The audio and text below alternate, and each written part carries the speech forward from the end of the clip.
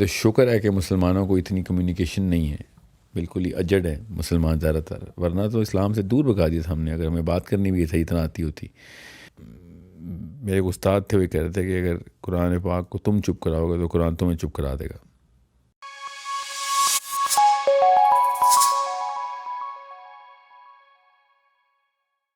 ساحل بھائی، ہم تو پاکستان میں پیدا ہوئے ہیں، ایک مسلم فیملیز میں ہمیں پیدا ہوتے ہی کچھ نہ کچھ انپٹ مل جاتی ہے ریلیجن کے بارے میں، اسلام کے بارے میں، آخرت، جہنم، جنت کا کانسیپٹ۔ لیٹ سپوز کہ ایک شخص ایک دم ابھی پیدا ہوتا ہے یا پھر ایک دم آ جاتا ہے فوراً سے، وہ بالکل نیوٹرل ہے دماغ سے، اس کو نہیں پتہ کہ کون سا ریلیجن اس نے سلیکٹ کرنا ہے، پرپس جو ریلیجن بتا رہا ہے، کرسچینٹی بھی ہے، ہندوازم بھی ہے، پھر اور بھی بڑی فلاسفیز ہیں، بدھزم ہے، وغیرہ وغیرہ۔ تو اگر ایک نیوٹرل انسان، وہ کیسے پرپس تک پہنچ سکتا ہے، یہاں پہ اسلام تک بھی ایون؟ اسلام تک پہنچنے کے لیے آپ کو اپنے اندر جھانکنے کی ضرورت ہے نا۔ اللہ تعالیٰ نے ابراہیم علیہ السلام کی کہانی سنا کے بتا دیا تھا کہ اللہ تعالیٰ کی نشانیاں ہر اس بندے کے لیے جو ہلکا سا بھی غور کرنے کی جرت کرے گا۔ اور ہم اصل میں نا لوگوں سے ڈر جاتے ہیں، زیادہ تر لوگ جو کر رہے ہیں بس وہی صحیح ہے۔ جیسے ہی آپ اس بھیڑ چال سے باہر آئیں گے تو آپ کو خود ہی وہ نشانیاں نظر آنا شروع ہو جائیں گی۔ وہ والے تمام لوگ جو اسلام میں آئے ہیں، ان سے اگر پوچھا جائے تو ان کی کامنالٹی یہی ہے، وہ لوگوں کو، مسلمانوں کو دیکھ کے تو نہیں آئے۔ آج اس سال کی یا اس سے پچھلے سال کی، پچھلے 50 سال کی، پچھلے 100 سال کی جو مسلمانوں کی جو حالات ہیں، اور اس کے باوجود بھی مسلمان مطلب لوگ اسلام کی طرف آ رہے ہیں، غیر مسلم، تو وہ مسلمانوں کو دیکھ کے تو کبھی بھی نہیں آ سکتے نا۔ بلکہ اسلام سے دور بھگانے کی سب سے خوبصورت مشین، موسٹ ایفیشینٹ مشین اس وقت تو مسلمان ہے، وہ بھی پاکستانی مسلمان۔ تو اگر مسلمانوں کو دیکھنے کے باوجود بھی اتنے لوگ اسلام میں آ رہے ہیں، تو اس کا مطلب ہے کہ وہ والے آنسر ہی دیکھ رہے ہیں جو ابراہیم علیہ السلام کی کہانی میں ہے، کہ بڑا مسئلہ جو ہے نا وہ میرے اندر کی آواز ہے، وہ یہ نہیں کہ مسلمان کیا کہتے ہیں کیا نہیں کہتے۔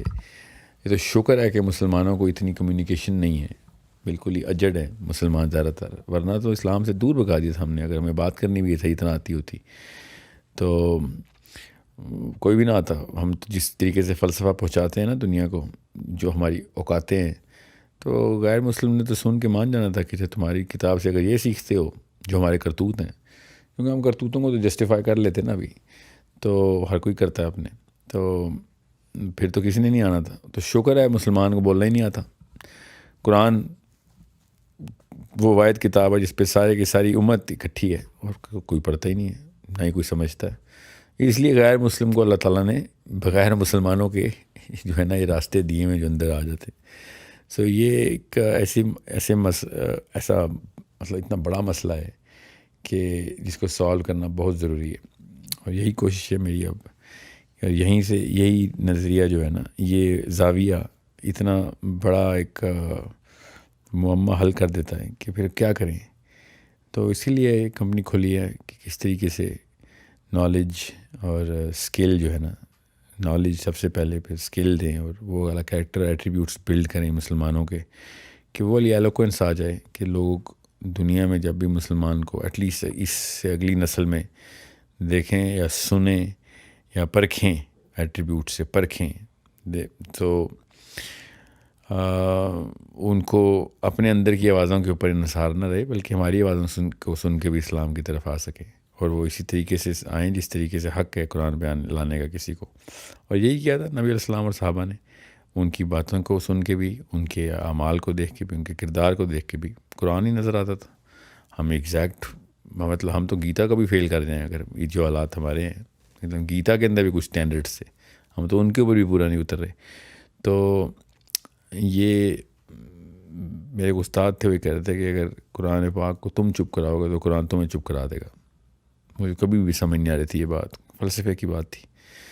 تو ان کا کہنے کا، عرب کے یمنی تھے وہ، تو ان کا مطلب یہ تھا کہ اگر قرآن پاک کو چپ کرانے کا مطلب یہ ہے کہ قرآن اللہ کا کلام ہے، آپ اس کو نہیں سمجھ رہے ہیں، تو آپ نے قرآن پاک کو بالکل شن کر دیا، تو قرآن پاک تمہیں چپ کرا دے گا مطلب یہ ہے کہ تم سے بہتر اللہ تعالیٰ جو ہے نا غیر مسلموں کو قرآن سمجھا دیں گے۔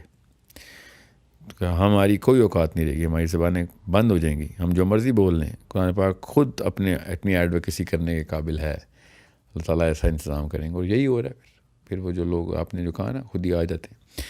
بہرحال تو اسی کوشش میں اب یہی مقصد بنایا کہ اگلی نسلیں جو ہے نا وہ عربی خود سیکھیں, اور اسکل خود سیکھیں, جو ہے نا ٹو ایکسپریس کمیونیکیشن کی, سمجھیں اس کی فصاحت اور بلاغت کو, اور لوگوں کو بتائیں, اپنے ایٹریبیوٹس ایسے ڈیولپ کریں, نالج اتنی لے کے آئیں.